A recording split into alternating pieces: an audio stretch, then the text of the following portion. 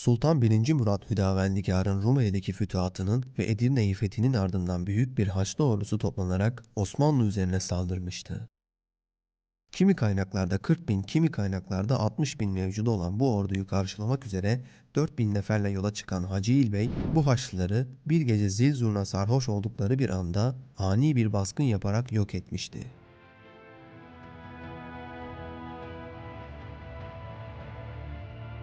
Tarihe Sırp sındığı olarak geçen bu zaferden sonra Edirne ve Batı Trakya Osmanlı Devleti için daha güvenli hale geldi.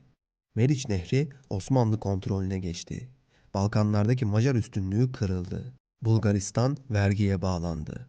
Ve Bulgar İmparatorluğu'nun düşüşü ve Bulgaristan'ın Osmanlı'nın eline geçiş süreci hızlandı. Osmanlı ilk kez bir Haçlı ordusunu yenmişti.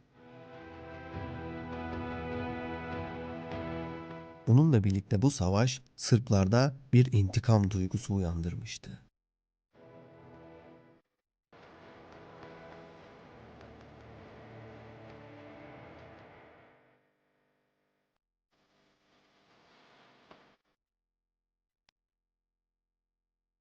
1352 yılında Sırp kralı Duşan kendisini Sırp ve Roma İmparatoru ilan ederek Doğu Roma Kilisesi'nden ayrılmıştı.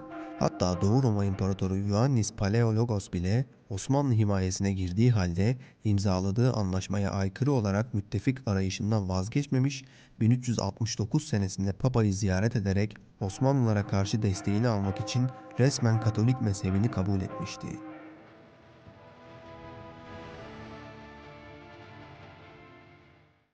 Doğu Roma halkının Ortodoks hissiyatına aykırı olarak vermiş olduğu bu tavizin mukabilinde Papa 5. Urban kendisini Katolik Kilisesi'nin evladı ilan etti.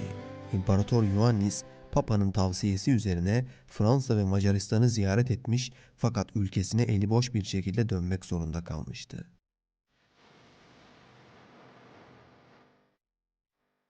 Ülkesine dönerken Venedik tüccarlarına olan borcu sebebiyle de tevkif edilmişti. Oğlunun güç bela tedarik eylediği bir meblağ sayesinde güçlükle kurtulabilmişti.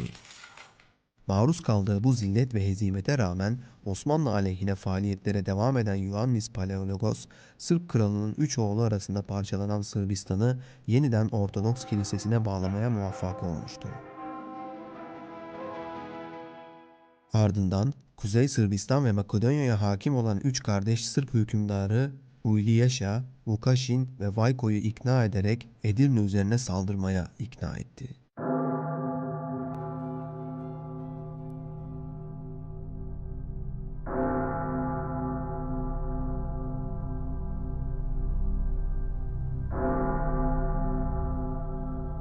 Bu saldırı için güzel bir zamanlama ayarlamışlardı. Zira Sultan 1. Murat ordularıyla Anadolu'da bulunmaktaydı.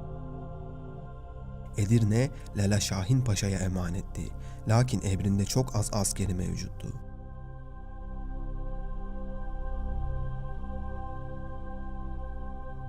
Sırp kuvvetleri Sırp Sındığı Muharebesi'nin intikamını almak için 1371 yılında 70 bin kişilik bir orduyla Sırp Kral Jovan liderliğinde Edirne'ye doğru yola koyuldu.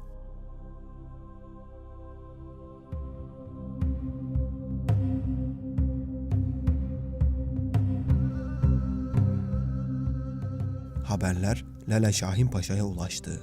Şahin Paşa derhal Anadolu'da bulunan Sultan 1. Murat'a durumu bildirdi ve savaşacak yeterli askerinin olmadığını ifade etti. Lakin Sultan Murad'ın ordularıyla Rumeli'ye geçmesi o kadar kolay değildi. Anadolu'dan takviye birlikler gelene kadar Sırplar çoktan Edirne'ye ulaşmış olurdu.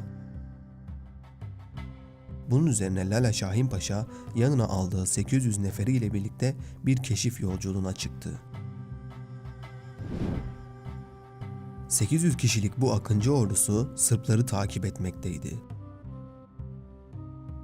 Onların Meriç Nehri'ne kadar ilerlemesine izin verdiler. Lala Şahin Paşa mahiyetindeki komutanlarıyla istişareler ederek planlar yaptı. Bu sırada Haçlı orduları yorulmuş vaziyette ve istirahat halindeydiler.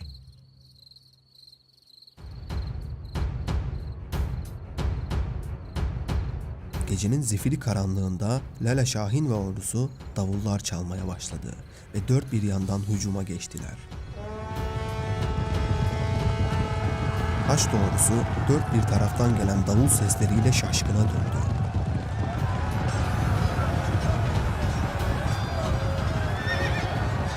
Gece karanlığında ordunun içine dalan bu 800 kişilik cesur neferler direkt olarak prenslerin çadırlarını hedef alıyordu. Haçlı ordusu tepeden çalınan davullardan dolayı hücum eden ordunun sayıca çok kalabalık olduğunu zannediyordu. Prens Bukaşin, Lala Şahin Paşa mahiyetindeki neferler tarafından öldürülünce Haçlı orduları bozulup kaçışmaya başladılar.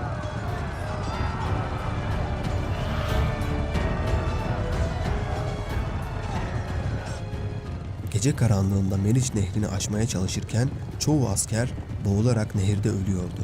Bu başarılı saldırıda prens ve komutanların tamamı öldürülünce Haçlı askerleri topyekün nehre doğru kaçmaya başladılar.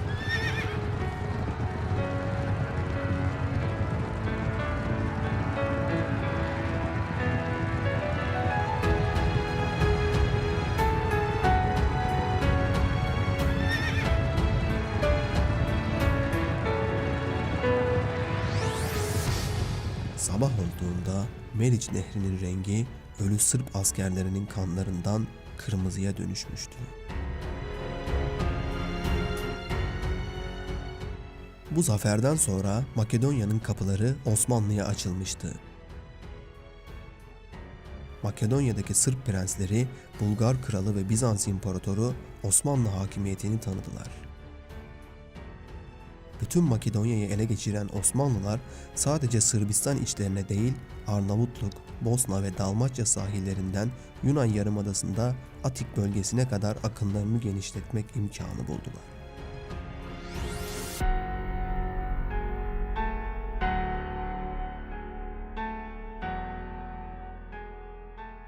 Sırbistan, Osmanlı Devleti'ne bağlılığını bildirmek zorunda kalmıştı.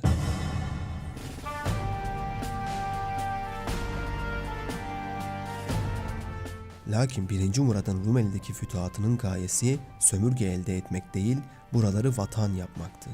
Nihayet 2 sene zarfında ele geçirdiği yerlerle iktifa ederek buraların iskan ve teşkilatlandırılması ile meşgul olmak üzere harekatı durdurdu. 4 ila 5 yıl süren bu sulh zamanında fethedilen yerlerin imarı, cami, tekke ve zaviyeler inşası, Kapıkulu süvari ocaklarının kurulması, tımarların tanzimi ve Voynuk teşkilatının kurulması gibi işlerle meşgul olundu. Lakin buraların Türkleştirilmesi, teşkilatlandırılması ve vatandaştırılması Ortodoks ve Katolik Hristiyanlar için kabul edilemez bir durumdu. Haçlılar, Türkleri Rumeli topraklarından atmak için ellerinden geleni yapacaklardı.